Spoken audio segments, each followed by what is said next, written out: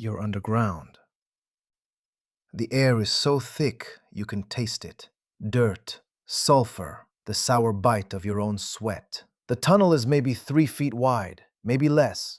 You're on your belly, dragging yourself forward with your elbows, and you're holding a short sword in your right hand because there's no room to carry it any other way. There's no room to swing it either. If you meet someone down here, you can only thrust.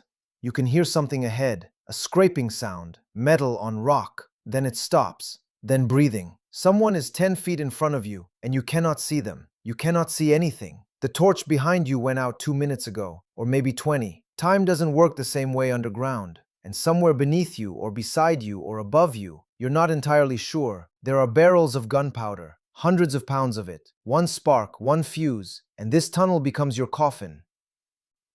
This is the siege of Vienna, not the version you've heard about. The cavalry charges, the winged hussars, the grand sweep of civilizational clash. We'll get there. But before any of that, before the banners and the glory, there was this. Men killing men in the dark, in tunnels barely wide enough to crawl through, underneath the walls of a city that was slowly dying above them.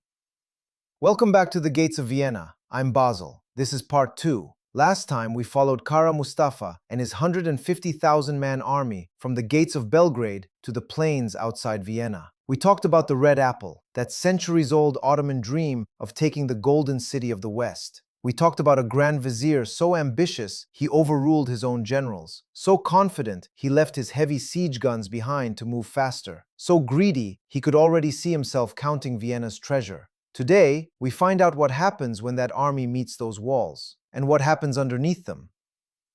Let's start above ground. Let's talk about what the Ottomans were actually trying to crack open. By 1683, Vienna's defenses represented the cutting edge of European military engineering. We're talking about a system designed in layers, each one protecting the next, all of them designed to make a siege slow, expensive, and bloody. On the outside, there's the glacis, a wide, gently sloping embankment of cleared earth. No buildings, no trees, no cover of any kind, just open ground. Before the siege began, the garrison commander ordered every suburb, every hamlet, every structure outside the walls burned to the ground. If you wanted to approach Vienna, you were crossing a killing field with nothing between you and the cannons on the walls but your own body. Behind the glacis, triangular outworks called ravelins, detached fortifications positioned to divide any assault force and pour fire into attackers from multiple angles. Behind those, the main walls, thick, angled bastions connected by curtain walls, designed so that defenders on one bastion could fire along the face of the next. Interlocking fields of fire, 12 bastions, 2 moats, and between 370 and 400 cannons. A military engineer named Daniel Suttinger, a Saxon who'd been advising on Vienna's fortifications since 1670, would produce detailed maps of the entire siege. Those maps survive. You can look at them today and see every trench line, every bastion, every approach. They're beautiful in the way that instruments of organized killing can be beautiful. But the most important man on those walls, at least at the beginning, was Georg Rimpler, chief engineer of the Holy Roman Empire. Rimpler had been appointed in 1681, and he brought something invaluable: experience. He had served at the siege of Candia in Crete, where the Ottomans had besieged the Venetians for over 20 years before finally taking the city in 1669. Rimpler had seen firsthand how the Ottomans fought sieges. He knew their methods, and he knew before anyone else that the greatest threat to Vienna wasn't going to come from above. It was going to come from below. He would be dead within 2 weeks of the first mine explosion, killed by the very thing he'd warned them about. That's the cruelty of it. The Empire's foremost expert on Ottoman siege mining, the one man who had been there, who had watched them do it at Candia, who had spent 2 years preparing Vienna's defenses specifically for this threat, would be taken off the board by an Ottoman mine before the siege was half over. After Rimpler died, the defenders were improvising. They were learning tunnel warfare on the job against the best tunnel fighters in the world. Now here's where you need to understand the politics of this moment, because they're absurd. Emperor Leopold I, the man whose city this was, whose empire this was, fled Vienna before the Ottomans arrived. He took his court, he took approximately 60,000 civilians, and he made for Linz and then Passau as fast as his carriages could carry him. The Viennese gave him a nickname for this: Turkenpold, Turkish Leopold. It wasn't the first time he'd run either. He'd done the same thing during the plague. To be fair to Leopold, and I'm reaching here, once he got to Passau, he worked feverishly to assemble a relief coalition. He wrote letters, he begged, he promised. His diplomacy would eventually bring the armies that saved the city. But in July of 1683, all anyone in Vienna knew was that the emperor had run and they had not. The man who stayed was Count Ernst Rudiger von Starhemberg, military commander of the garrison. And what Starhemberg had to work with was this: roughly 11,000 regular troops, bolstered by perhaps 5,000 armed civilians, shopkeepers, tradesmen, students, the old, the young, anyone who could hold a weapon. Call it 16,000 defenders in total, though the exact number depends on which historian you ask. Facing them, an Ottoman army of approximately 150,000. 10 to 1. And look, those 16,000 included everyone. The professional soldiers, yes, but also the baker's apprentice handed a musket. The university student standing on a bastion he'd walked past every day of his life, now holding a pike he barely knew how to use. Duke Charles of Lorraine had managed to reinforce the garrison with additional infantry before withdrawing the main field army. Troops arriving from Győr in batches over several days in mid-July. But after that, the gates closed. What was inside was all there would ever be. On July 13th, Starhemberg ordered fires set to everything outside the counterscarp. Every building that could provide cover for an approaching enemy was put to the torch. The fires burned so intensely that embers drifted over the walls and reached as far as the Schotten monastery inside the city. Vienna was burning its own outskirts to survive. The next day, July 14th, the Ottoman main army arrived. The siege had begun.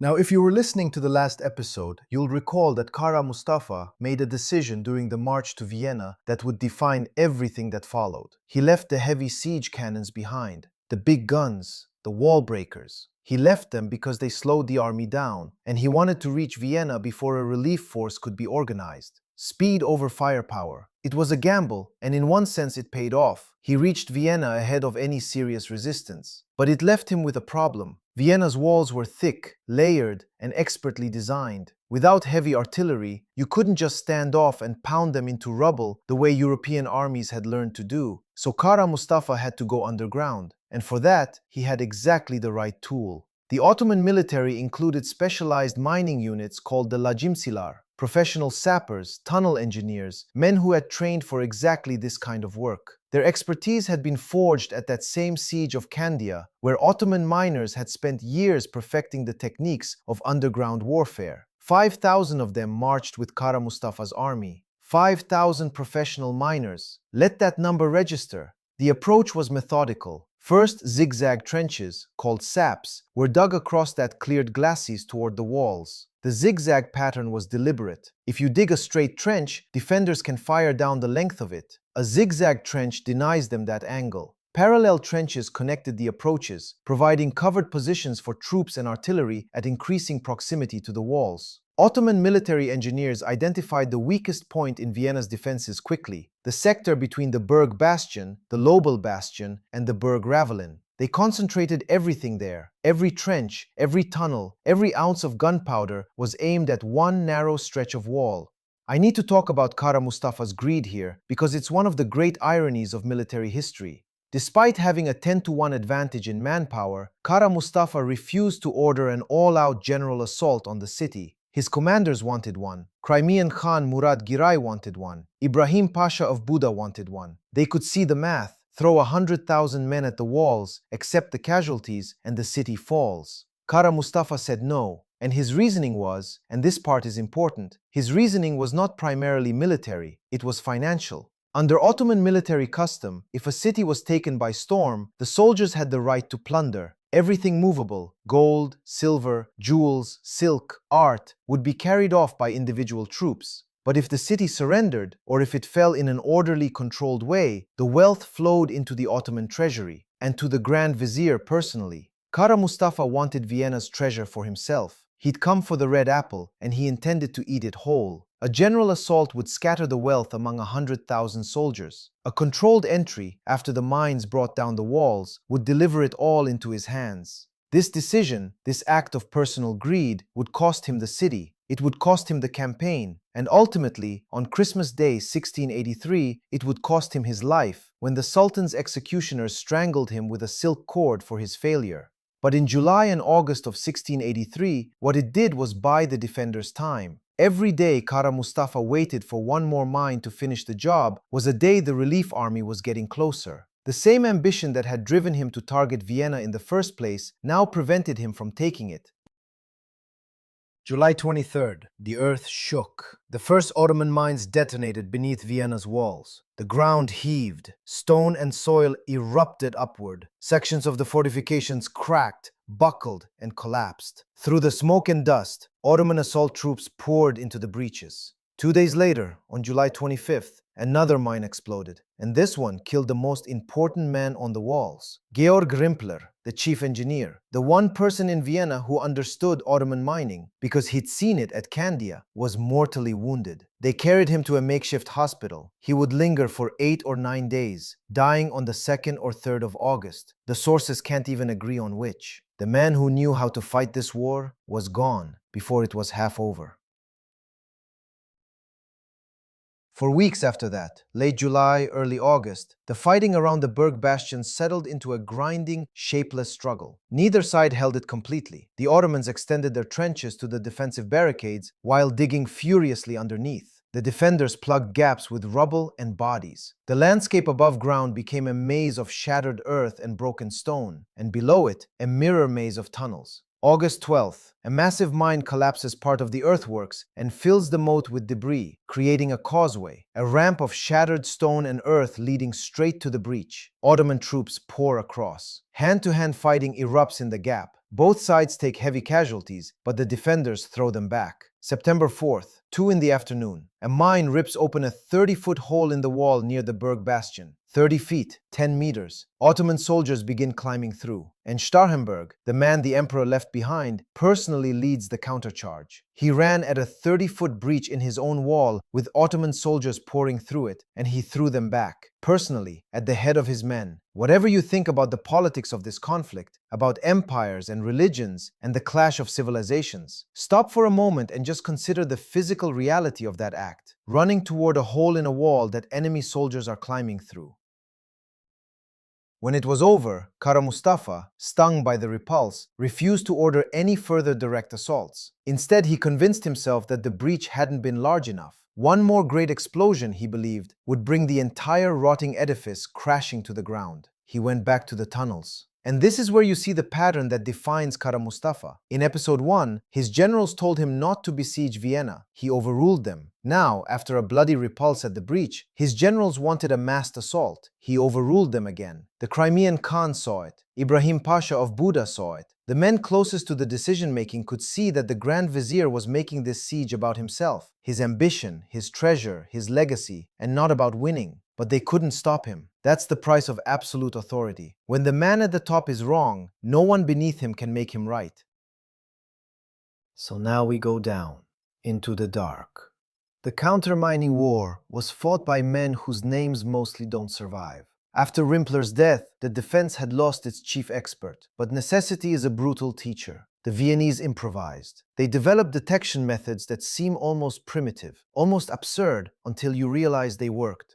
Buckets of water were placed on the ground near the walls. If ripples appeared on the surface, it meant someone was digging below. Dried peas were scattered on the stretched heads of drums. If the peas bounced, Ottoman sappers were tunneling underneath. Dried peas on drumheads, that's your seismograph. That's your early warning system against 5,000 professional miners with hundreds of barrels of gunpowder. Peas on a drum. The defenders dug their own tunnels, radiating outward from the walls, pressing their ears to the raw earth, listening. In the silence underground, you can hear things you'd never notice on the surface. The scrape of a pick, the thud of a shovel, the muffled sound of voices speaking a language you don't understand, getting closer. And then there were the bakers. According to one account, a baker working through the night, his shop nearly 400 meters from the walls, was kneading dough in the early hours when the city was silent, and he heard it. A rhythmic sound from beneath his feet, scraping, tapping, underground. Bakers, working in the small hours when everyone else was asleep, were uniquely positioned to hear what soldiers on the noisy walls could not.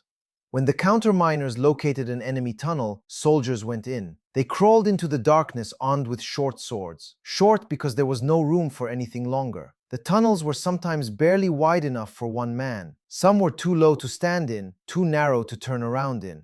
Picture what that means. You're crawling forward. You can't retreat quickly. The tunnel is too tight. If you meet the enemy, you fight where you are or you die where you are. There's no flanking, no tactics, no formations. Just two men in a space the size of a grave trying to kill each other with short blades in absolute darkness.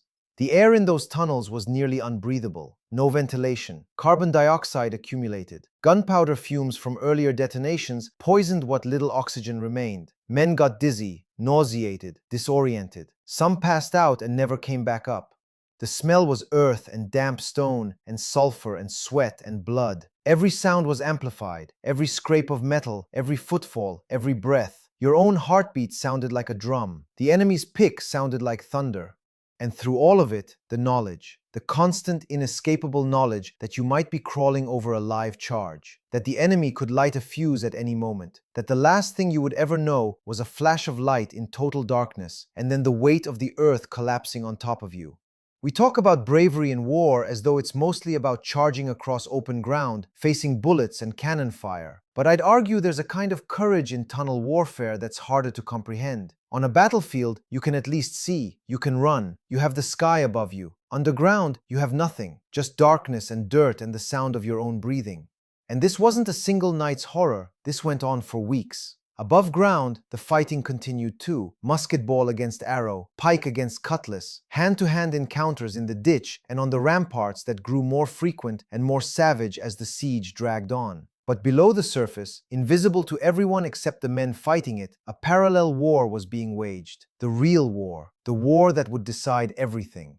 Because here is the essential truth of this siege. The walls of Vienna were not going to fall to an army charging across open ground. They were going to fall, if they fell, to the men beneath them. The tunnels were where the fate of the city lived.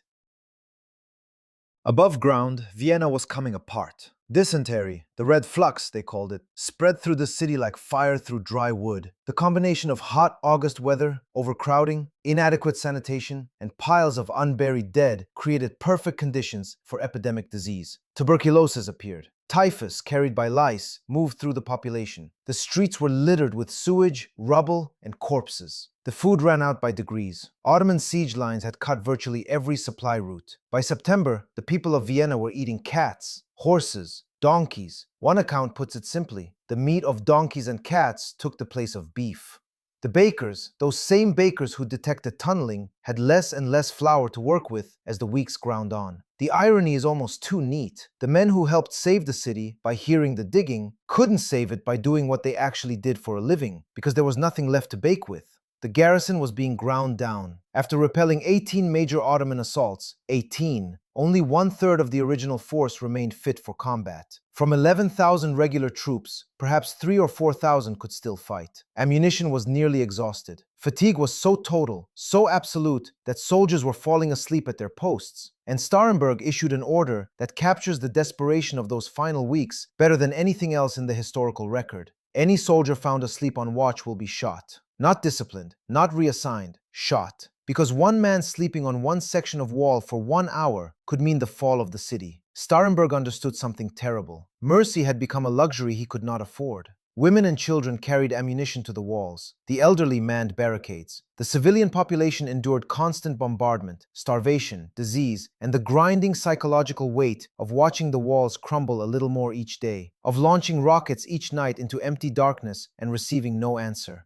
And through it all, the people of Vienna looked to the horizon. They waited for the relief army they had been promised. It did not come. Days became weeks. Weeks became months. The rockets went up, and the sky stayed dark. There's a Polish spy in this story, a man named Jerzy Franciszek Kulczycki, sometimes called Georg Franz Kolszycki in German sources. He volunteered to cross Ottoman lines, disguised as a Turk, singing Ottoman camp songs to pass through the centuries, accompanied by a Serbian servant named George Mihailovich. He reached Duke Charles of Lorraine and brought back word that relief was being organized. Kulczycki's intelligence was critical. It convinced the city council not to surrender. But a promise of relief and the actual arrival of relief are very different things. And as August August bled into September, the gap between the two felt like it might swallow the city whole.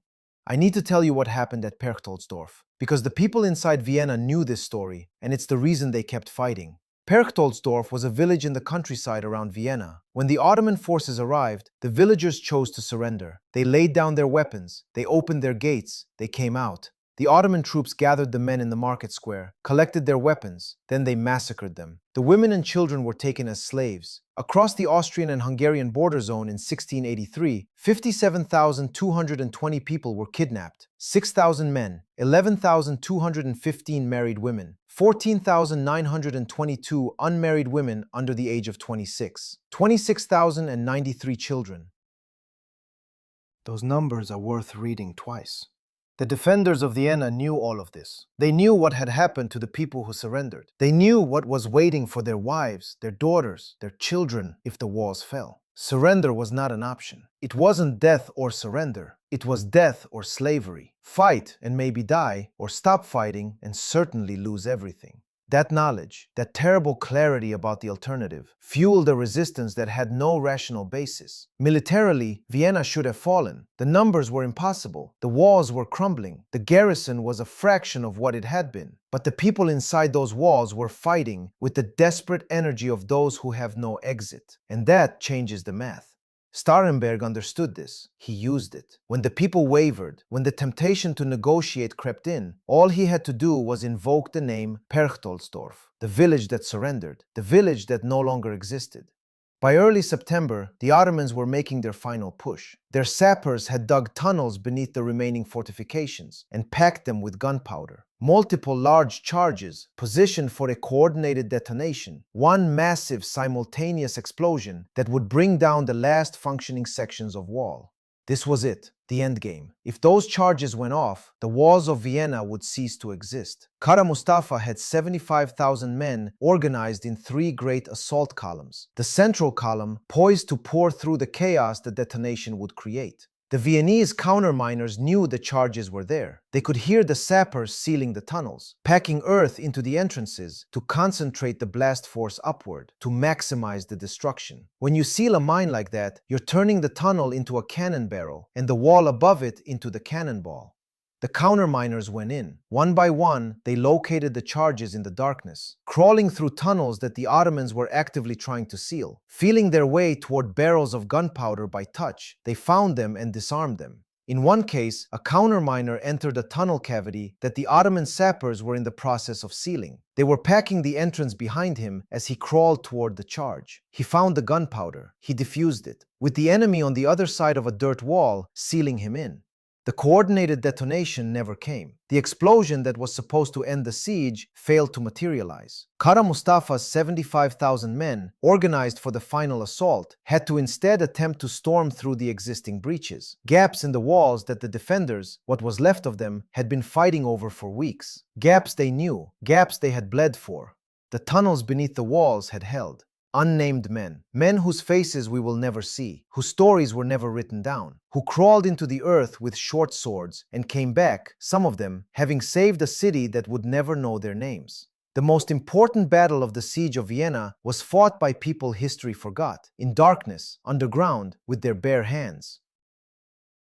But make no mistake, Vienna was finished. The question was not whether the city could survive. It couldn't. What was left wasn't a fortress. It was rubble held together by exhausted men. September 6th, a major mine detonated beneath the Berg bastion, tearing a 10-meter gap. September 8th, 2 more mines blew at the Lobel bastion. The edge of the bastion collapsed. Part of the left wall came down with it. The Ottomans occupied the Berg Ravelin, one of those triangular outworks that had anchored the defense, and the Nieder wall. The garrison was at 1/3 strength. Ammunition was nearly gone. Disease had killed as many as the enemy had. The walls existed more in theory than in fact. When Kara Mustafa had sent his demand for surrender earlier in the siege, Starhemberg had given an answer that has survived across 3 centuries. Let him come. I'll fight to the last drop of blood.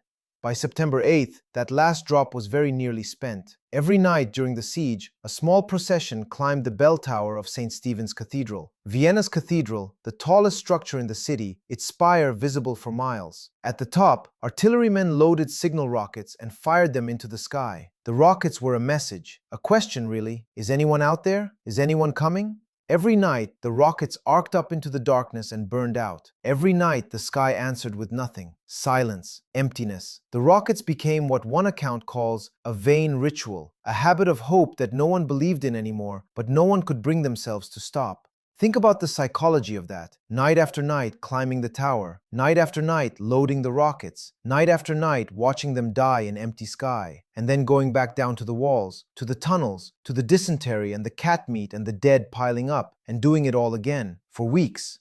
Meanwhile, back in Belgrade, the Sultan was hunting. I mentioned that in the last episode, Sultan Mehmed IV, the man who'd unleashed this campaign, was spending his summer in the field with his hawks and his hounds, while his army bled and died under the walls of Vienna. The Red Apple, the dream that had launched 150,000 men westward, was someone else's problem now. September 8, 1683, the nightly procession climbed St. Stephen's Tower. The rockets were loaded, fired. They arced upward, burned against the sky, and began to fade. And then someone in the procession saw something, a flash of light, not from the rockets, from the northwest, from the Kahlenberg Ridge, the high ground above Vienna. 5 rockets, 5 points of light, soaring over the ridgeline and arcing across the sky. An answer. After weeks of silence, after weeks of firing hope into emptiness, someone had answered. The relief army had reached the heights above Vienna. Jan Sobieski, the king of Poland, had crossed the Danube 2 days earlier with 20,000 troops. Duke Charles of Lorraine and the German princes were with him. They were on the ridgeline, looking down at the burning, broken city and the vast Ottoman camp surrounding it.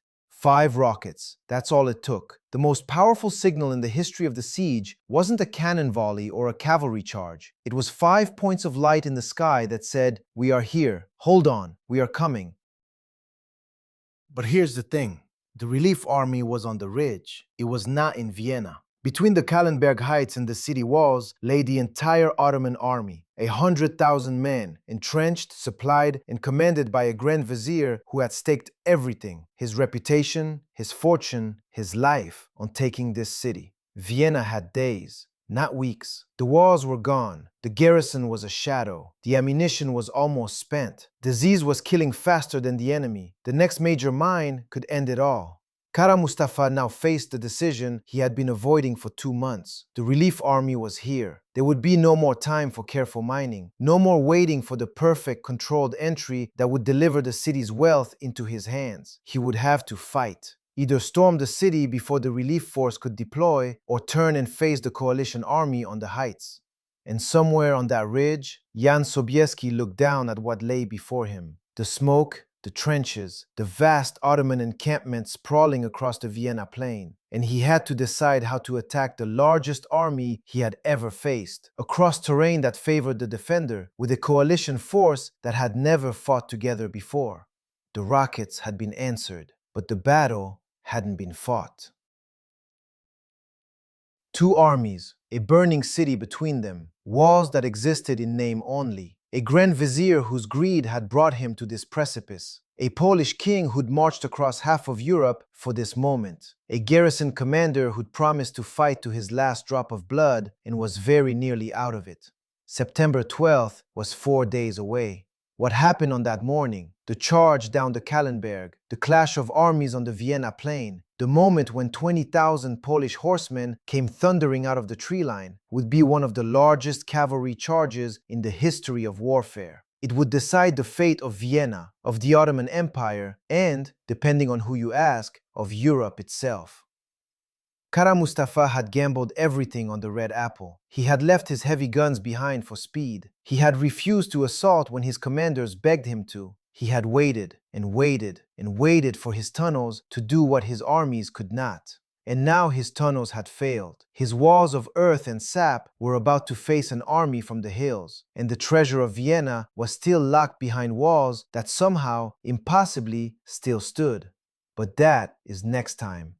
I'm Basil. This has been The Gates of Vienna, Part 2, The Tunnels Beneath the Walls.